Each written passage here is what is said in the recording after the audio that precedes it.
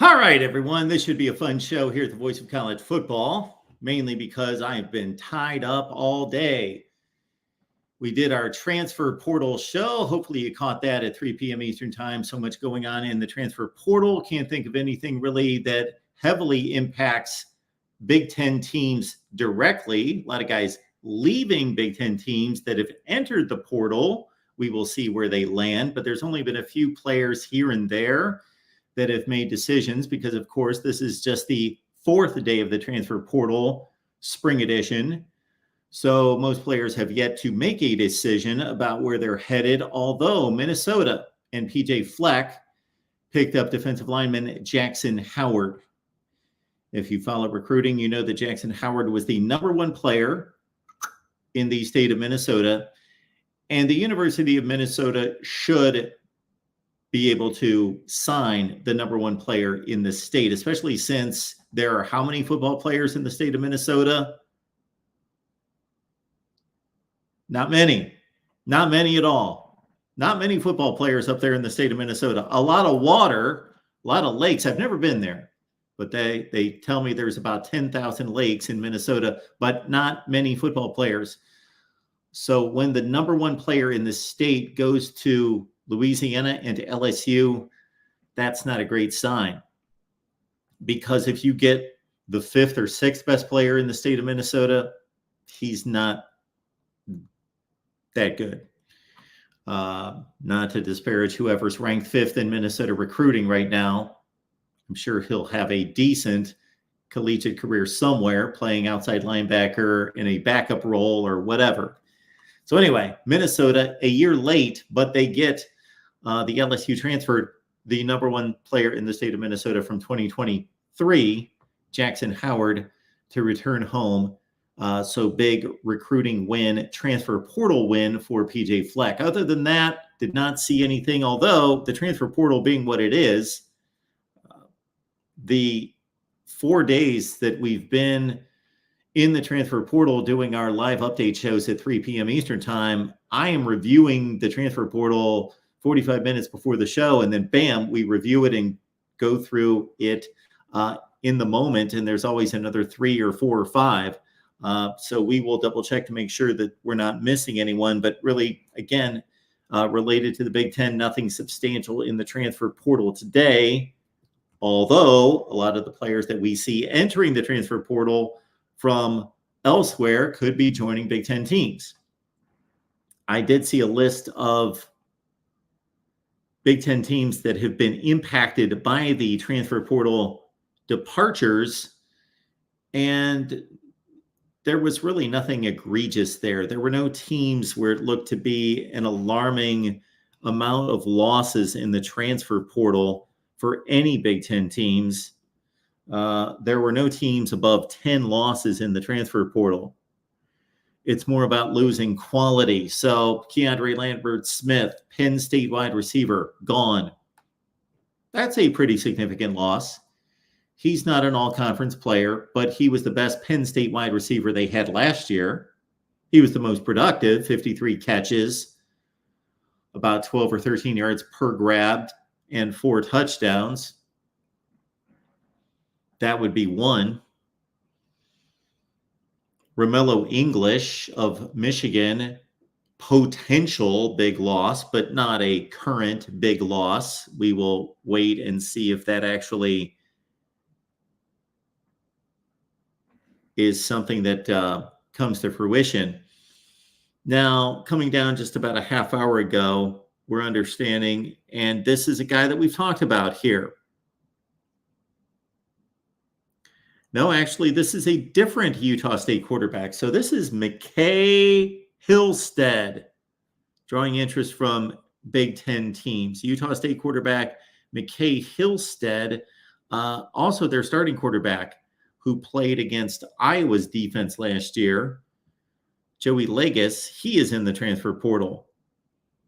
But I see nothing else pertaining to Big Ten schools of late. That's pretty much it. The Jaden Rashada news is the biggest in the portal today. Jaden Rashada, former Florida commit, NIL debacle. The most egregious, most underlined, capitalized, in bold, cautionary tale of the NIL era. Jaden Rashada, who had committed to Florida, landed at Arizona State, played in 3 football games, multi-talented kid. 3 games played, as I mentioned last year, played fairly well, especially considering the poor team around him. But he is headed on a visit to Georgia. Don't necessarily believe the Big Ten is in play there at all. We've left a link in the chat. Certainly, I would welcome some phone calls since I am ill-prepared. I can ramble on about football all day if that's what we want, but certainly would love to hear from you. So the link's in the chat and also in the description section of the video. Got to tell you, sometimes when I come on here and I've got plenty to say and plenty to rant about and vent about, I don't care where the link is. But other times I'm like, you know what? Somebody call me because, hey, I want to hear from you. So let's go to the chat. We've got our USC show up next. That's at 9 Eastern. In terms of our Big Ten lineup, that's next. Again, 9 Eastern with Tim and with Matt over on the USC channel, taking your calls as well. Hopefully you caught our live stream last night with Tony Altamore. We really featured the Big Ten Network, the ACC Network, the SEC Network in regards to TV viewership in 2023. Also looked at the entirety of college football. Really good live stream if you want to check it out. Again, that was on a Thursday night. You Big Ten fans can bow your chest, pump your chest out just a little bit, because there's no comparison between the success in viewership of the Big Ten Network versus the SEC Network and the ACC Network. If we were running this on a scale of 1 to 10, and let's just make it easy and say the best would be a 10, not that the Big Ten Network is achieving 10 on a scale of 1 to 10, but in terms of TV ratings, let's give the Big Ten Network a 10. The SEC Network would be about a 6.5, and the ACC Network would be about a 2.5.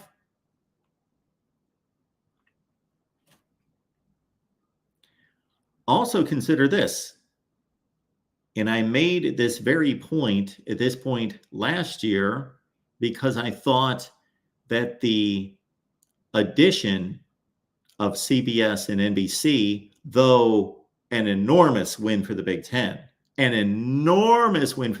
Let's go back to Kevin Warren and the announcement and the execution and delivery of this current TV contract. It hit me immediately, and I'm not the only one, certainly, to say the brilliance in this TV contract is, number one, the sheer volume of the money. So the Big Ten has outdistanced the SEC considerably in media revenue. Considerably. The SEC still way out in front of everyone else, but the Big Ten has I'm not going to give it a way out in front of the SEC, but I'm going to give it it's significant. It's discernible. It's substantial. I used to have those numbers locked up here. The Big Ten's just shy of $1 billion per year. 7 years, right around $7 billion. If I recall, the SEC might be more in the 800, 820, 840 million per year range. That's significant. That's 16, 18% more per year.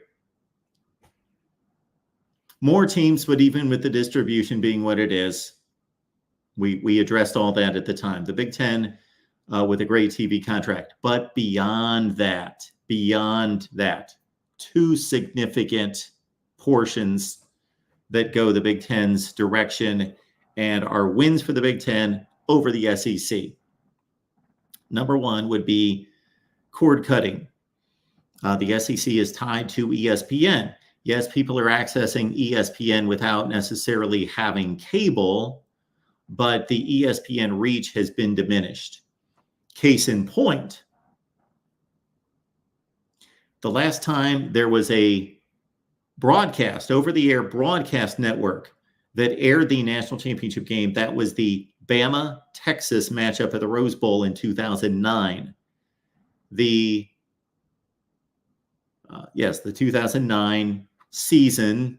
I know people catch me on this all the time and go, Mark, it was the 2010 championship game. I keep them indexed in my head based on the season. Alabama won the game. They were the 2009 national champion.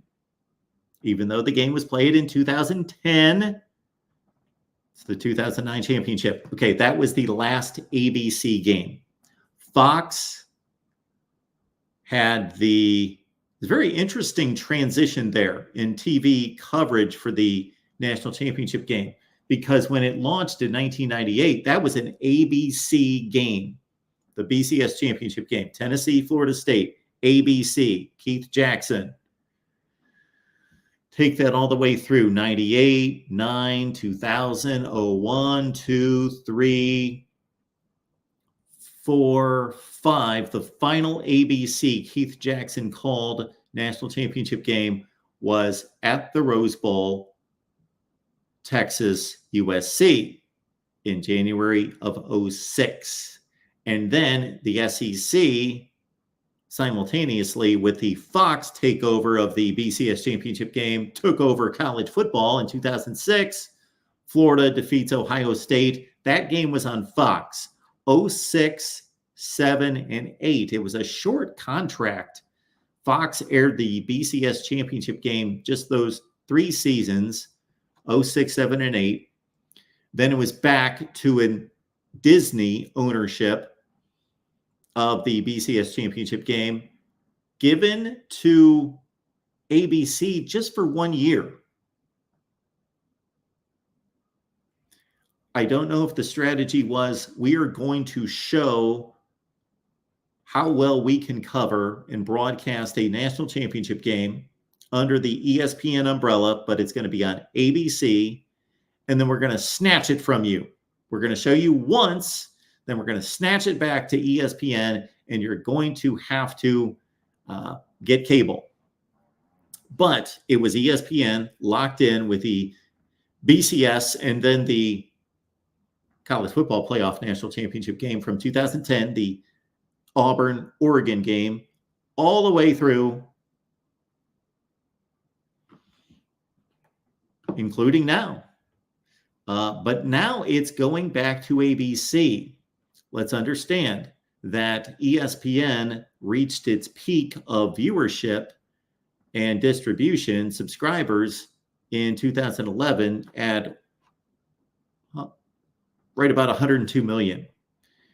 And it has plummeted into the mid-70s. So they have lost 25% of their audience, potential audience, in any given day period. And so the change has been made. Let's go to ABC for this next national championship game. I say all that to get back to the Big Ten contract.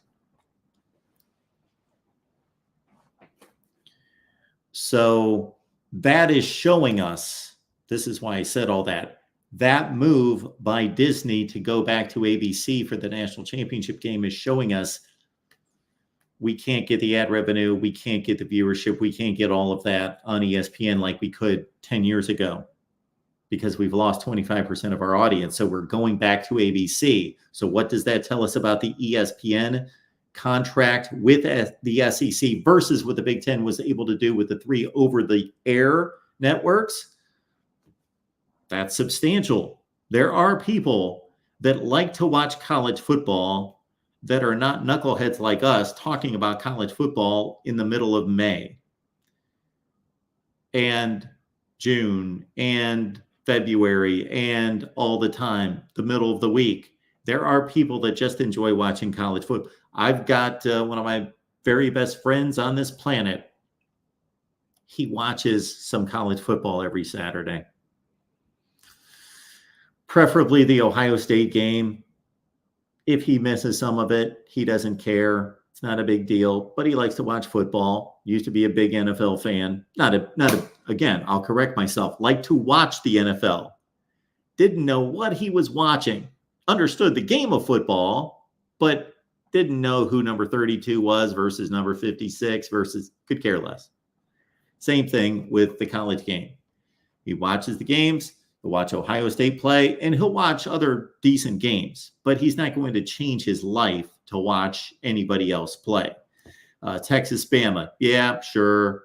He's one of these guys that Tony Altomore was addressing and talking about last night.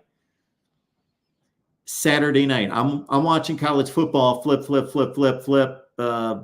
Okay, I'll watch this game. Sometimes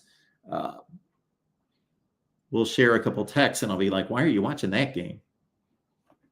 I don't know. I'm just watching a game.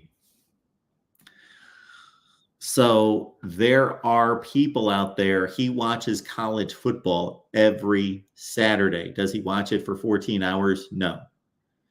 Does he watch it for an hour? Usually not. 3, 4, 5 hours. Watches a game, and then a little bit later in the day, oh, this game looks like it's good. It's 24-20 in the fourth quarter. That kind of guy. Well, doesn't have cable. Doesn't have cable anymore. So the Big Ten secured more money and over the air. It's an NFL. The first thing I thought of when I saw this news break, Fox, CBS, NBC, I'm like, that's smart. That's an NFL type approach to your broadcast rights. Because while, how does it usually work out? Of course, Fox has the noon game. CBS has a 3:30 Big Ten game shared with the SEC last year. That is no more. That's done. No more SEC, CBS. Therefore, the Big Ten does not have to share CBS again this year. So it's Fox at noon. It's CBS at 3:30. It's NBC with a primetime game at 7:30 Eastern. So what's the priority of these networks? Well, Fox is showing a Big Ten game at noon. So they are contractually obligated. This used to never happen, by the way. What used to happen a long time ago is that these networks ran autonomously and they tried to fool you into thinking there's nothing going on anywhere else. There are no games. Just stay right here. Stay right here. We've got the Purdue Minnesota game next, and that's far better than what you don't know that's going on over here. That Alabama LSU game, you don't want to be watching that. So we're not going to mention it. No. It's become very obvious, and it's been confirmed that in these contracts signed with these leagues have finally smartened up about 10 years ago, I would say, to determine, okay, this is about us. This is not about the network protecting its own interests and trying to transition an audience from a football game to US Open tennis. This is about us. We purchased this platform. Therefore, they are going to tell people that, yes, US Open tennis is coming up next here, but the next big college football game, the next fill in the blank SEC game in the past, Big Ten game now, is going to be over here next. So you see it on Sunday Night Football all the time, and you would never have seen this before. We didn't see it before. The NBC broadcast is letting you know, okay, next week, Thursday night, prime, Sunday, boom, boom, boom. These are going to be here. ESPN, Monday Night Football. They lay it all out. ESPN does the same thing. Next week, here's where you can find the games. They don't like to do it. They don't want to do it.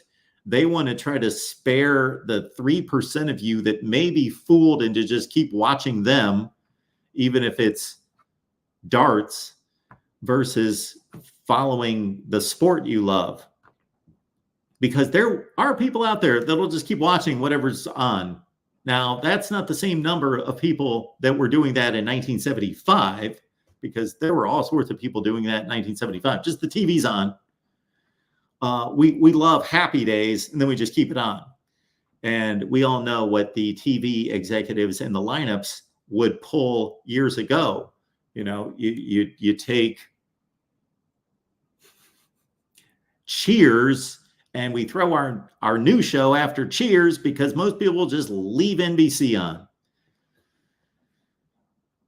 People are more sophisticated now, not necessarily smarter, more sophisticated in their media consumption. So we all know, but they're still, hey, and they're mostly old people that just keep it on, just let it run. So I thought, when I first saw that contract, this is brilliant. Michigan and Penn State will be on Fox at noon, and Fox will have to say, your Big Ten lineup looks like this, and if you go to CBS at 3:30, you're going to see Ohio State and Minnesota, and then what is going to happen is that during the Ohio State-Minnesota game on CBS at noon, when they do their halftime highlights, where are they going to tailor most of that? Sure, they're not going to ignore the nation, and they're still going to show you the best highlights from the best games. So if Oklahoma and Texas are playing, of course, you're going to see those highlights, but they are slanted toward the Big Ten. They are going to give you Big Ten highlights in a Big Ten game on NBC and show you the highlights from the Fox game. And Fox is going to preview the later games on CBS and NBC. And then NBC is going to do the same thing. It just works perfectly. You are constantly looking back to the earlier window and showing those highlights from previous Big Ten games on other networks. And then you are previewing the Big Ten games coming up on other networks. Brilliant. Now, one place where I thought this might take a hit, but that it would be fairly inconsequential because, and we saw this with the charts that Tony presented last night, you see that the biggest games are by far the biggest games. Whether it's ABC, whether it's Fox, whether it's CBS, NBC, the biggest games. You see it on the chart. They're way up there. And then there's like one that's there, and then there's another. And then there's other games. And then they've got a baseline of about, let's say, 2 million viewers on all these games down here, roughly. They've got 20 games. They got roughly 2 million views. But the 10 million was Ohio State and Penn State. Then the other 10 million was Michigan, Penn State. And then the 8 million was whoever, and then off the cliff. So I thought that think about it. Think about how much inventory was taken from the Big Ten network. So in the past, we had Fox with one game. FS1 sometimes has a Big Ten game, sometimes has a Big Ten game. It's kind of all over the place with the Big Ten and the Big 12. You go to FS1, you see a lot of Michigan State, Nebraska, but you see a lot of Oklahoma State, Kansas. So that 4 p.m. Eastern time slot on FS1 is I bet if we looked at last year, it'd be almost split between the Big 10 and the Big 12. And actually the Pac-12 would have been in there as well. So it would have been a third and a third and a third, roughly. Now the Pac-12's gone. So I thought, okay, this is great for the Big Ten. This is overwhelmingly great for the Big Ten, but is it good for the Big Ten network? Because you're going to have a game on Fox, as we always have, but then there's another game that's going to go to CBS. There's another game that's going to go to NBC. I guess it evened out generally because ABC and ESPN, although they have not been aligned with the Big Ten for quite some time, since Fox stepped in, the first major push by Fox when they moved to the Big Noon and they got the rights from ABC for Ohio State, Michigan was in 2017. So it's been a while that Fox has been aligned with the Big Ten. However, don't discount how much ABC and ESPN relied on the Big Ten. Because although they haven't shown Ohio State and Michigan since 2016, and that is by far and away the biggest game in the Big Ten, and usually in college football from a popularity standpoint, as somebody left in the comments a number of times, a few people in response to our TV ratings breakdown last night with Tony, oh, the Big Ten's boring. Who watches the Big Ten? Now, you can say all you want that the Big Ten's boring. I respect your opinion. Well, I don't really respect your opinion. Sorry. I acknowledge your comment that the Big Ten's boring. You can have any opinion you want. You can say all of college football is boring. You know, we have our preferences. That's fine. But the second statement is just you show yourself to be a moron making that statement. Who watches the Big Ten? You're yeah. So don't discount how much that move hurt ABC and ESPN, because while Fox would always take Ohio State, Michigan, ABC would take the next Big Ten game. That Ohio State, Penn State game on every other year, it's on ABC. And then every other year, it's Penn State and Michigan, ABC. Just look. You can just YouTube the games since 2017. You'll see it. Ohio State and Penn State played on ABC in 2015, 2016, 2018. It's going to be every other 2020, 2022. So ABC was going right to that second choice. They're going to the Big Ten. They're going for those three schools. They don't have that anymore. They don't have that anymore. They lost it. So I made a slight miscalculation, not that I broke it down and sat for 5 hours and looked at it, but I thought, okay, well, the NBC and CBS contracts are going to eat up these Big Ten games. And we're going to see a little bit more effect on the Big Ten Network this year because CBS is going to have that Big Ten game every week, as opposed to it was a bit sporadic, if I recall, last year, because they still obviously had the CBS contract and that actually took precedent. And as a side note, it was a bit amusing, I thought. I don't know how it hit you guys, because Vern Lundquist and now Brad Nessler and Gary Danielson as a team were calling the biggest game in the SEC every week, which was arguably the biggest game in the country just about every week. And they go from that to, oh, yeah, they're still calling the Alabama-Tennessee game this week, but next week they're calling they did Ohio State, Indiana. That was their first game. The rating was great. People are watching Ohio State. It's on CBS. They're watching the game, but Ohio State and Indiana, Nessler and Danielson must have been they were calling the Michigan UNLV game. That must have been a bitter pill to swallow, calling some of the games that they did. But hey, they get a paycheck, and I understand it's pretty good. And they're still watching football. But yeah, there was more Rutgers and Northwestern and such on Brad Nessler and Gary Danielson's plate than they ever imagined they would ever deal with. Even though both of those guys used to call Big Ten games. Believe it or not, if you're a little bit younger and don't recall, yes, because I'll hear this comment all the time, and it makes sense because all of our reference points are based on age. Most of our reference points that people will say, whoa, this is strange watching the Big Ten on CBS. Kind of, but I grew up watching the Big Ten on CBS. Wasn't for long, but that was a nice little 5-year stretch, 1982, 3, 4, 5, 6, where I would get to see Ohio State, Michigan on CBS and a lot of the Big Ten every week on CBS. Then it went to ABC and never looked back.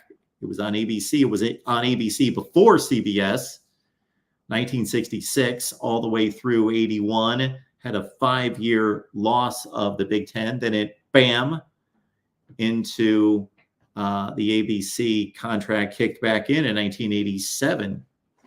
And Ohio State, Michigan, ABC game, 87, all the way through that J.T. Barrett spot the ball 2016 game. That's 30 consecutive years.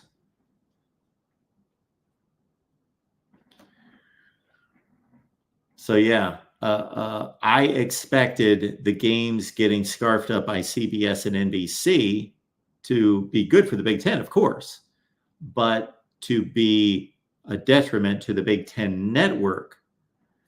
But we looked at the numbers last night, and comparing the Big Ten network, the SEC, and the ACC, no comparison. Again, on rough numbers, I'd say if the Big Ten network's a 10 in ratings from 2023, the SEC's a 6.5, and the ACC's a 2.5.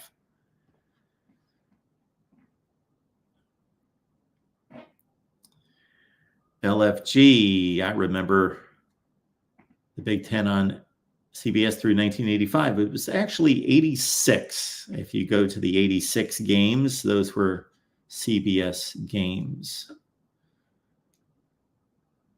There you go, Rob. Keith Jackson is, yes, I believe him to be the GOAT. He is my preferred play-by-play guy of all time, calling college football. He was phenomenal.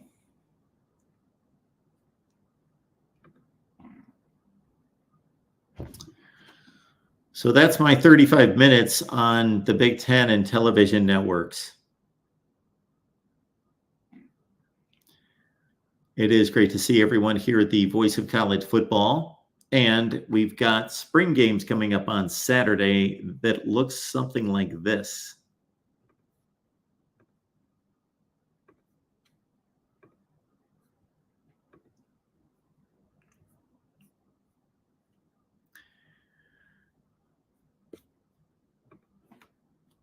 My first shock in reviewing this schedule is that nobody picked up the main game. I don't know. I'm not talking about like the main, meaning the most important game. I'm talking about, yes, the state of Maine. They're going to be playing at 10 in the morning. The Maine, they're the polar bears. Is that, or just the bears? I don't think there are any polar bears in Maine, just the bears. The Maine Bears, I think. So no one's, picked up the Maine game. So we've got this Michigan team playing at noon.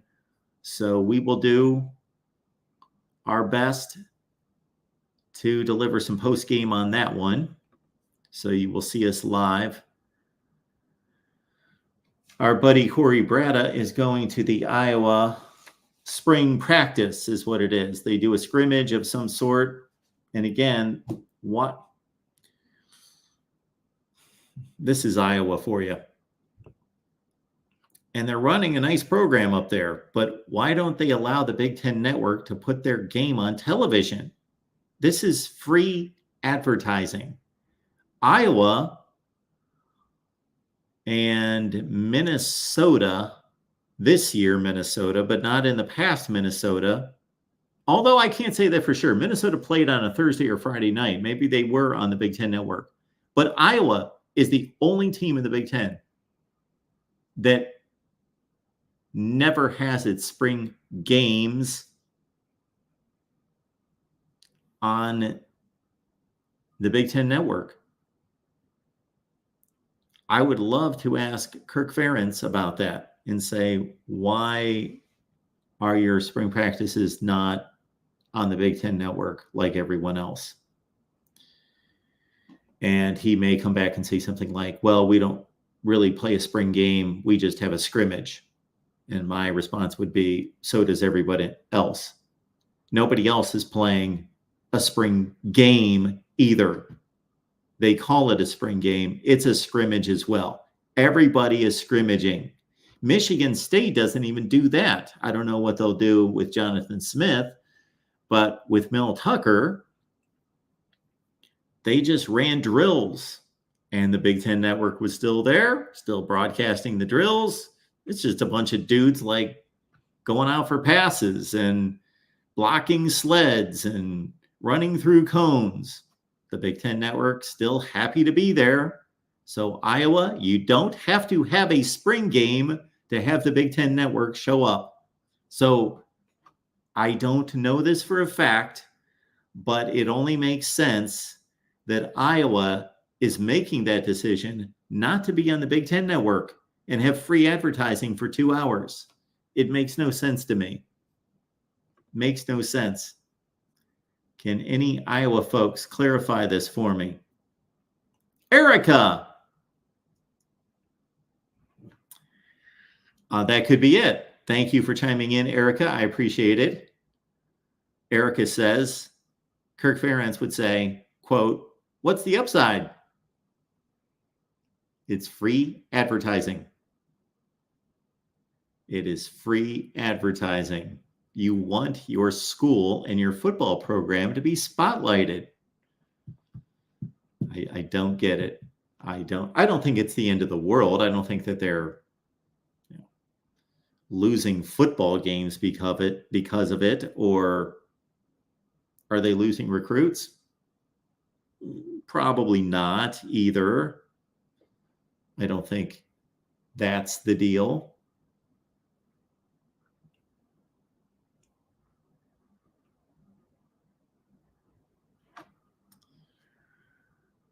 So elsewhere on Saturday, and thank you so much for that, Erica. Again, we hope to rope in Corey to give us a post-game report sometime during the day, so be looking out for that. I should actually, this is off the Big Ten path, but Iowa State plays. I could pin down my guy, and I think I will do this as soon as we get off the air tonight. I'm going to go through this list and see who I can pull in to help us out on Saturday. But Michigan at noon Eastern on Fox will be here after the game. We'll be on the Michigan channel after the game.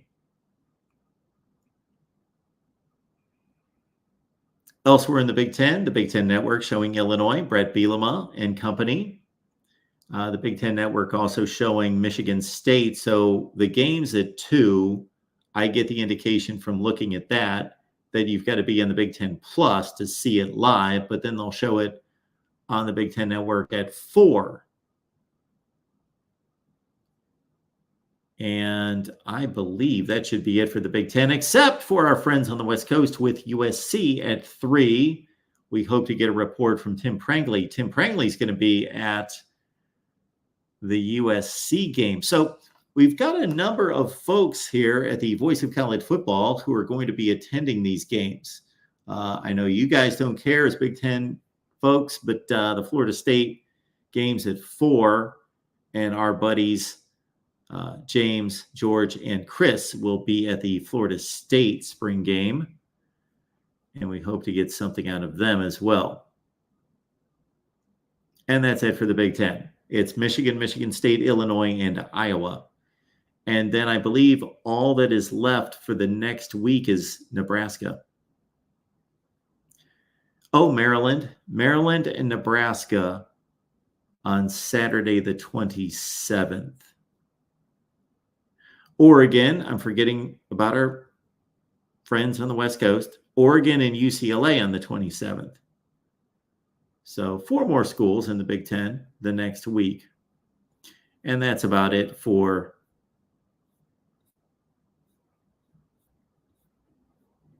spring football. So I wanted to make it through April, and then I will do my best to really rip through a lot of topics in May and June pertaining to the season coming up, but also pertaining to all-time rankings and so forth. Rel W is letting us know. Rutgers. Let's not forget about the Scarlet Knights. They're on the 27th as well. So we still have a lot of Big Ten football to talk about. 4 teams in play on Saturday, and then next Saturday, another 5.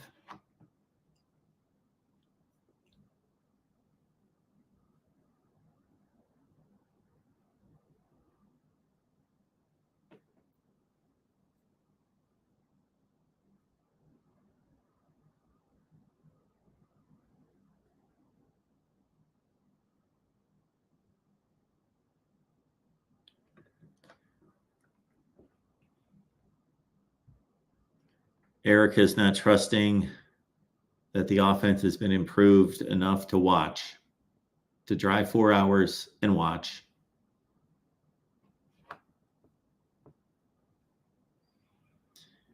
And we certainly hear from our buddy Tim Prankley that USC has addressed its defensive issues, both from a personnel standpoint, but most notably from a coaching standpoint, with Alex Grinch gone and D'Anton Lynn, fine defensive coordinator, coming in from UCLA. But yes, USC lost to anyone. Put it this way, USC started 6-0. They finished the regular season 7-5. So they went 1-5, and their big win was against Cal. And they only defeated Cal because Cal botched a 2-point conversion that would have beaten USC 51-50. So it could have been a disastrous 0-6 finish. Yeah, that's what I'm saying. The Rod Farva. That USC win came as a result of Cal not converting a 2-point conversion.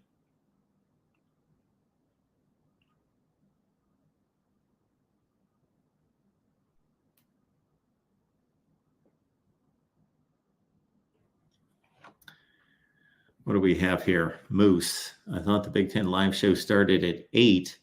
No, we've been here every week, Moose, at 7 Eastern since we moved from Monday. So, yes. Here we are on Monday. Or, I'm sorry, we used to be on Monday. Now we're on Friday at 7. We're going to monitor viewership, see where you guys want us, but based on what kind of numbers we pulled in this time last year and then on into the season, it seemed to do fairly well on Friday night. And then you guys are going to be stoked for the games the next day, so Friday night might be a good time for it, although I got to say that in covering all of college football, once we get to the season, if we keep the Big Ten show on Friday, maybe I'll do an all college football show at 5 to 7, Big Ten at 7 to 9. We'll figure it out. Still looking for time and space to do an SEC show, do an SEC live show. We have a show coming up here. It's probably already on the air. Yes, we're coming up on 8 o'clock Eastern time, the West Virginia channel. Joey Foster, 9 o'clock Eastern, Tim and Matt on the USC channel. Don't know how many people are watching on Twitter versus YouTube, but a total crowd of about 140. So for those who are watching us on Twitter, keep in mind that you can join the chat. You can comment in the chat. You can call into the show. You can do all those things if you join us on YouTube. Please subscribe, folks. The last I saw, about it's close to 50-50. About 50% of the people that watch the videos and watch the live streams are subscribed. About 50% aren't. So we would ask that you would please subscribe. It requires no obligation, none. No money, doesn't tie you to anything. You know what? YouTube doesn't even send, for example, my videos to you just because you're subscribed. YouTube sends videos to you based on what you watch. It has nothing to do with your subscriber status.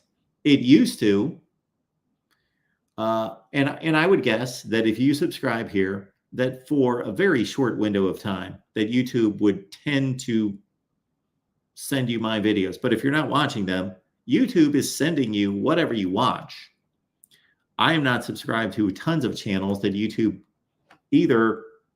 does one of about 3 or 4 things. One is, obviously, if you're watching the same channel all the time, they're going to send you their videos. If you're watching the same topic all the time, if you're always watching Michigan football videos, well, they're going to send you Michigan football videos from all sorts of different places. And then they will also try out,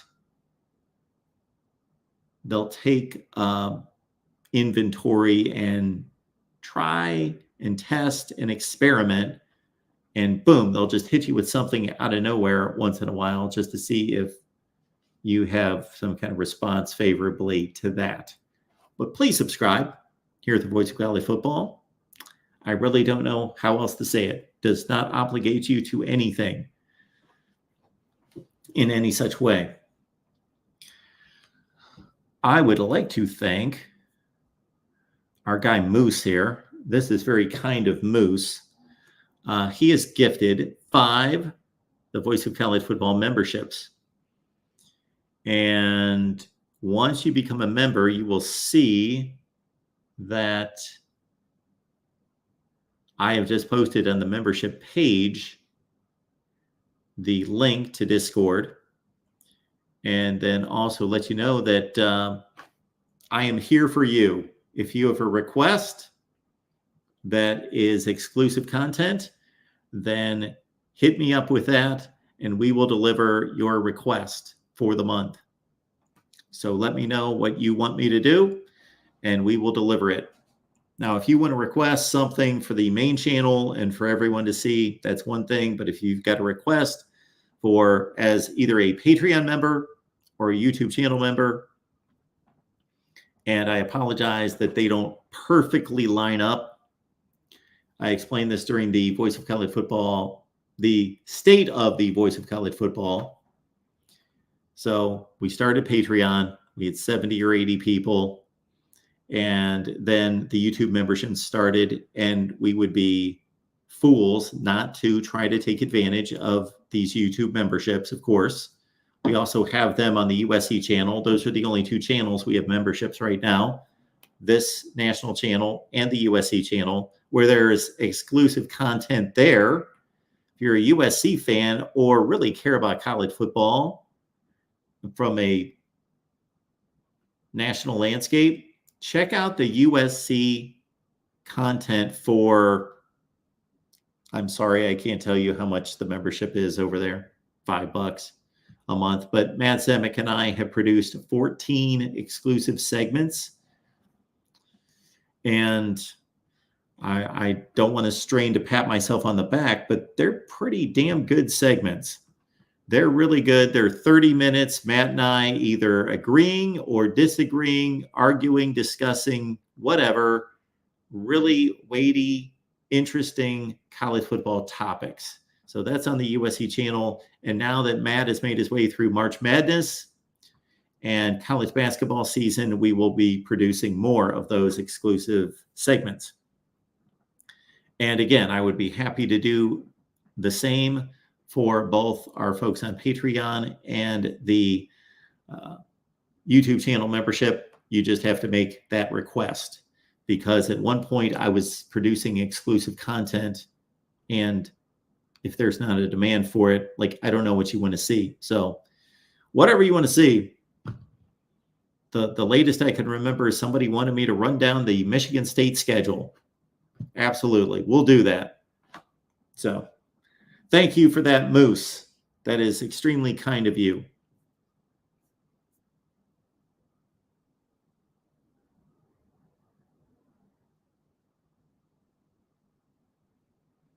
LFG has just been a source of information today. Iowa State is losing their best defensive player.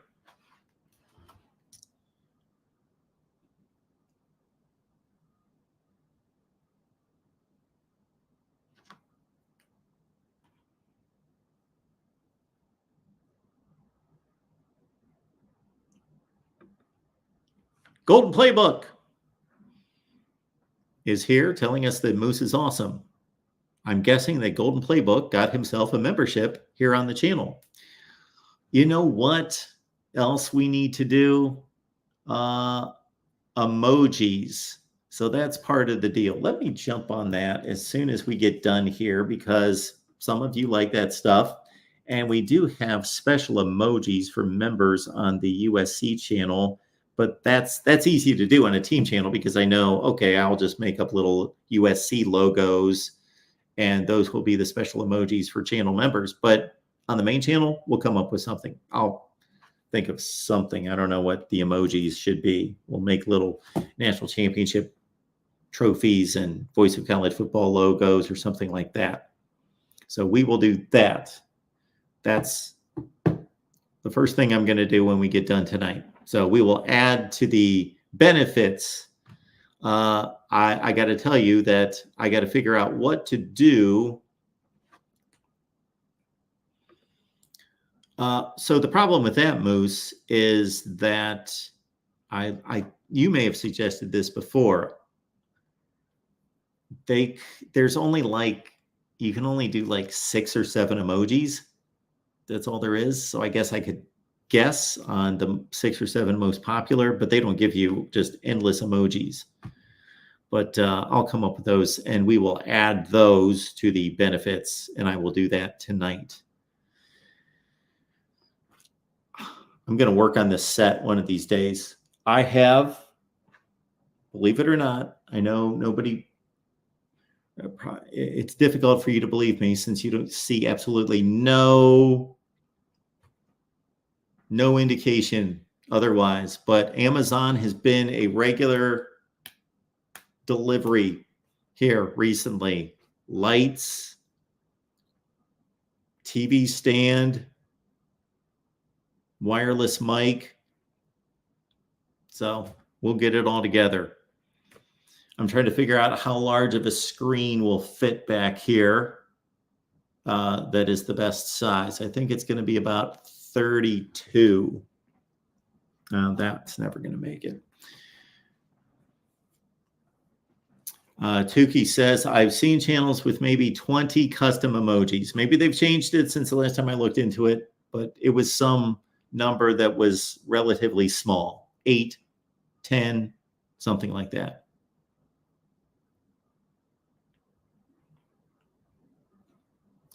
Erica, let's give Jackson the day off.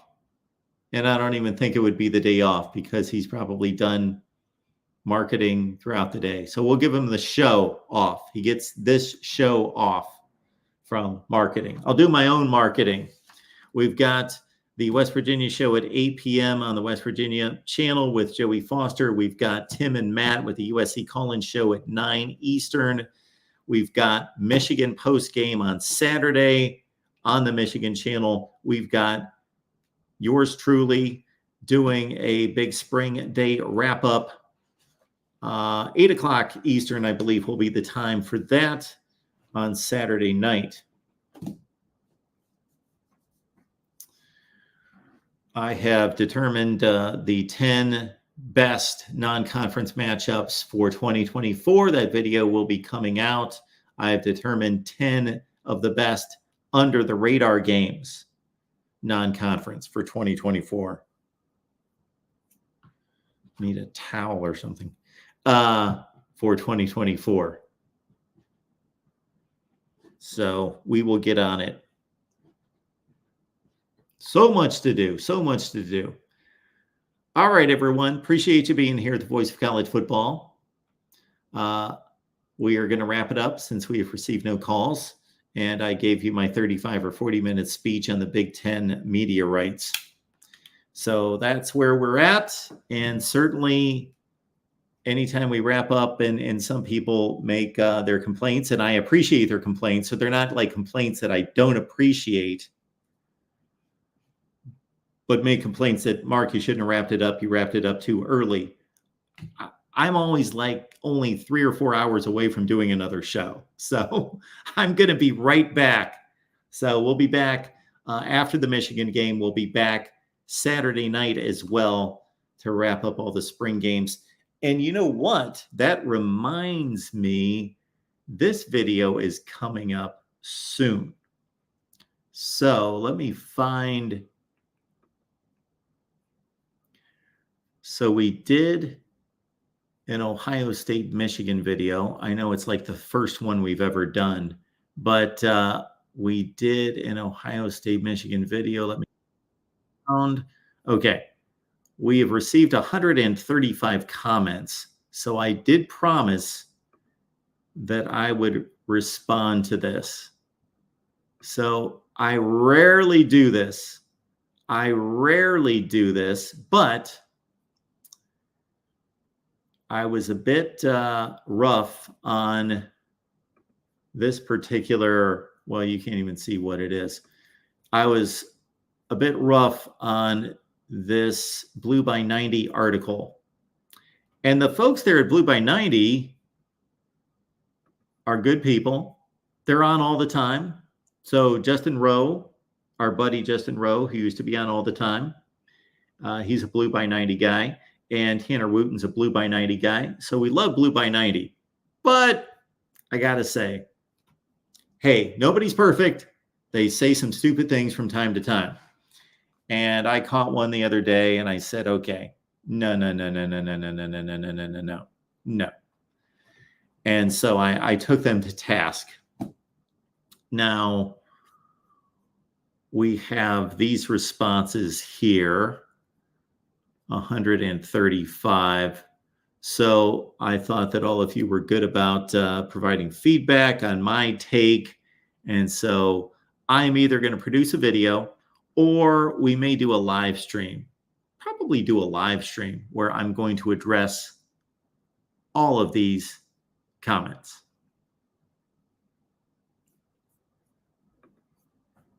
So that should be a fun one. We've got all-time rankings. All-time rankings are coming up. We are going to rank all the programs in the country, both for 2024 and all-time.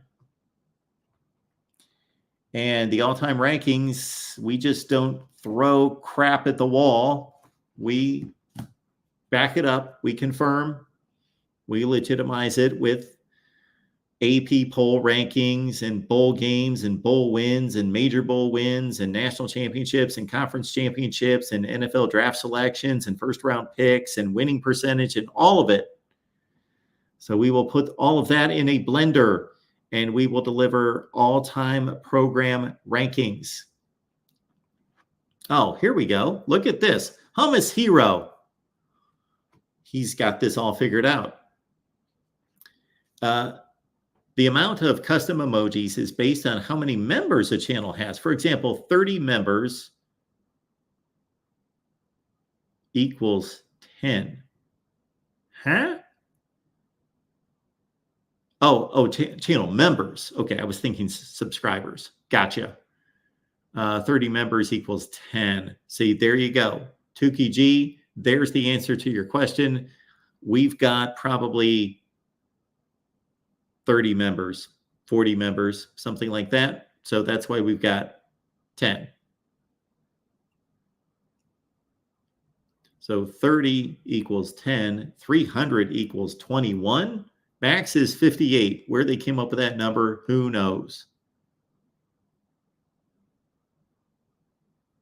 Okay, very good. You guys are also with this draft talk reminding me to go grab our NFL draft guy because he was on our Texas channel, and I'm going to go get him for some NFL draft discussion.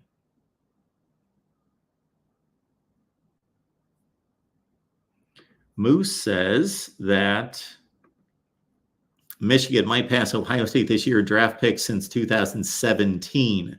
I didn't know 2017 was the all-important date to mark that, but Michigan has 50 currently and Ohio State 55. And that would be to Jim Harbaugh's credit and the Michigan coaching staff. They've done a great job. They have been the better team and the better program for the last 3 years. Not since 2017, but the last 3 years. 17, 18, 19, 20. So Ohio State for 4 years and Michigan now for 3. If you're looking at that, I would wager a small sum of money that Ohio State has had higher draft selections during that time. So yes, the NFL draft. Our Texas channel is up and running. Check it out. The Texas channel. We've got a Texas live show every Monday. It's at 7 Eastern with myself. Fong Wei, we will focus on Big Ten chatter here. And Fong Wei says, any late word on how the Ohio State quarterback battle is going? Well, they haven't played since last Saturday. I don't know if they had one more walkthrough after that, possibly, but they're pretty much done competing for right now, in a sense, in a large sense. Will Howard is going to be the starting quarterback at Ohio State to start the season. I would be mildly surprised if that didn't happen.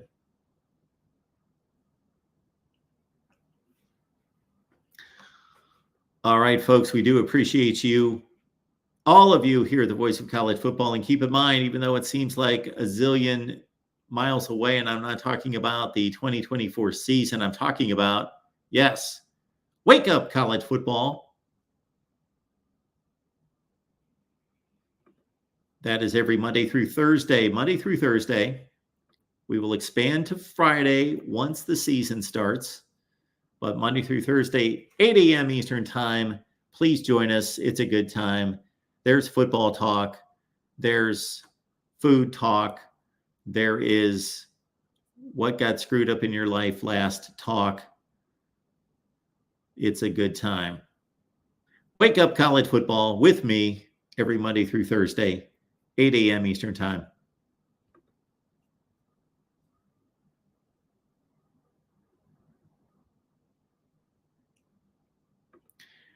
Nick, you can count on Michigan Nick there. Harbaugh is the man. Now he's coaching his favorite NFL team, the Chargers. Yes. And maybe we should do a special edition, Voice of College Football, when they build the Jim Harbaugh statue.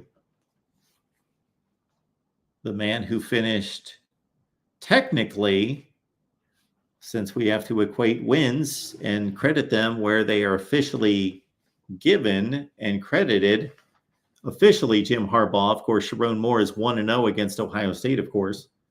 So Jim Harbaugh, 2-5 against Ohio State. So he was able to up his record to 2-5.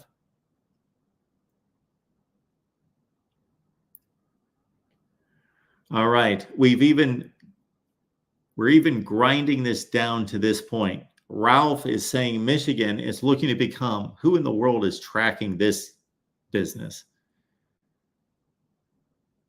Michigan is looking to become the first team to have 5 more draft picks than anyone else in the draft. It is astonishing and it is impressive what Michigan football has done the last 3 seasons.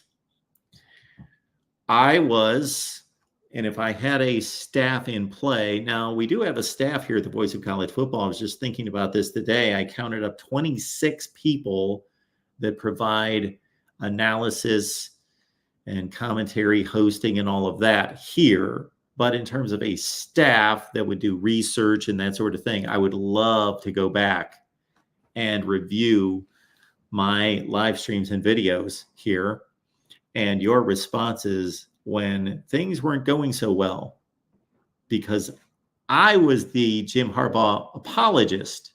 That was me. That was my role. That's what I was doing. I would love to know how many Michigan fans that are still with us were saying, get him out of here. And I said, whoa, whoa, whoa, whoa, whoa. He's a good coach. You should keep him. And it worked out. All right, folks, real quick on that topic, since we are currently speaking of the 3-time defending Big Ten champions, man, I didn't see that coming. I didn't think I'd be stating that, but then again, nobody did.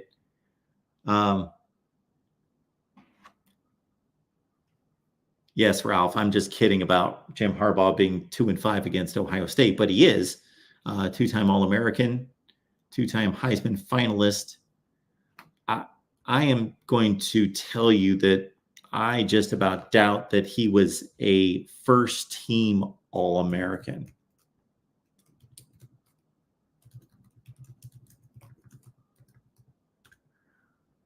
Let's see, 1985.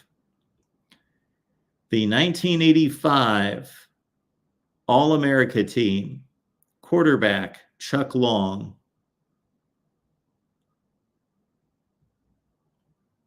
second team Vinny Testaverde, third team Jim Everett. So I'm not seeing that in 1985. 1986,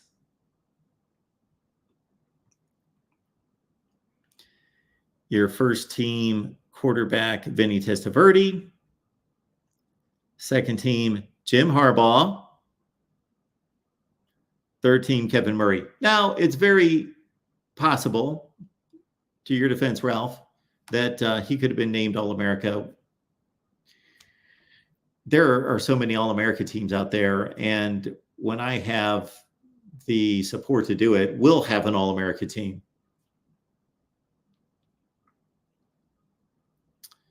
But so that could be from the Sporting News or USA Today or the UPI or Sports Illustrated or wherever. But the AP, well, wait a minute. This includes the AP, the Football Writers Association of America. Let me spit that out. The Football Writers Association of America, UPI, the WC, what would that be? Walter Camp. NEA, I'm forgetting what that is. The SH, there's the Sporting News. SH, I don't know what that is. I'm sure it's here somewhere. SH, oh, here it is. That's the American Football Coaches Association, the Associated Press, the Football Writers Association of America, which I'm gladly a member, the United Press International, the Walter Camp. Okay. And so Harbaugh, so those are, I thought I was just reading off an AP list. That was a complete list of 5 different All-America teams. So Harbaugh in 86, not in 85.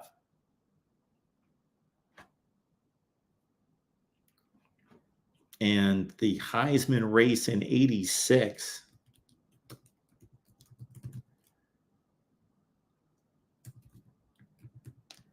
And that was Vinny Testaverde's.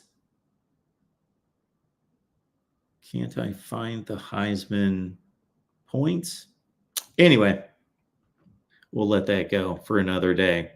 Yes, Jim Harbaugh had an outstanding career. And somebody mentioned it was Moose that I get ill anytime I have to mention anything positive about Michigan. I would have been ill for the last 3 years because I've been stating nothing but positives about Michigan, other than somebody cheated. But anyway, about Michigan over the last 3 years, and even before that, I've been overtly positive about Michigan.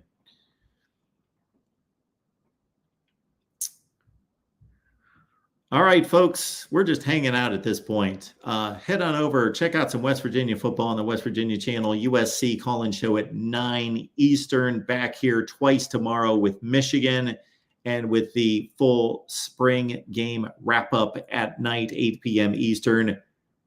See you then.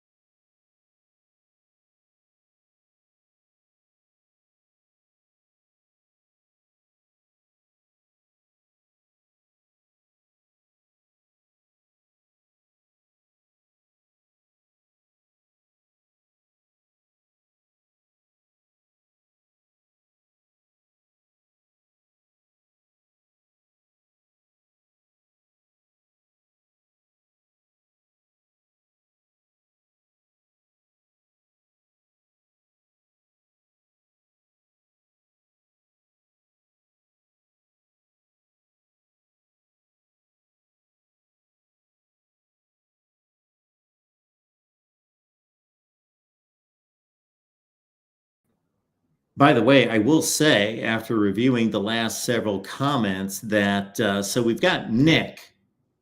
So we've got the Battle of the Knicks. I've heard it stated there. So we've got the Battle of the Knicks. So we got Nick, just Nick. And Nick's a big Michigan fan. Michigan is called, Nick has called me many times. Nick's a great guy. He's called me many times. We've had various discussions. He's very fair. He's a big homer for Michigan, but that's fine, of course. He's a college football fan. But he certainly, when I make good points and we have a good debate, he certainly concedes. So Nick, whatever your last name is, I'm sorry, but it looks almost exactly the same. So what I assumed, which I shouldn't have, because you know what that says, is I just thought that Nick with no last name, with the purple circle, I thought that Nick probably just added his last name, because in the way he spoke about Michigan football and said a few things in response to me, I thought, well, he sounds like the same guy. So we got Nick, and we've got Nick. We've got Nick.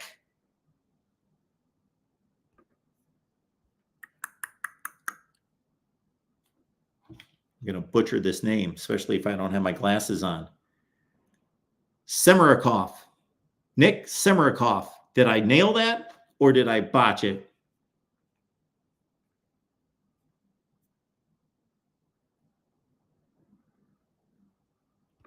Of course, Moose. Everyone has Homer in them.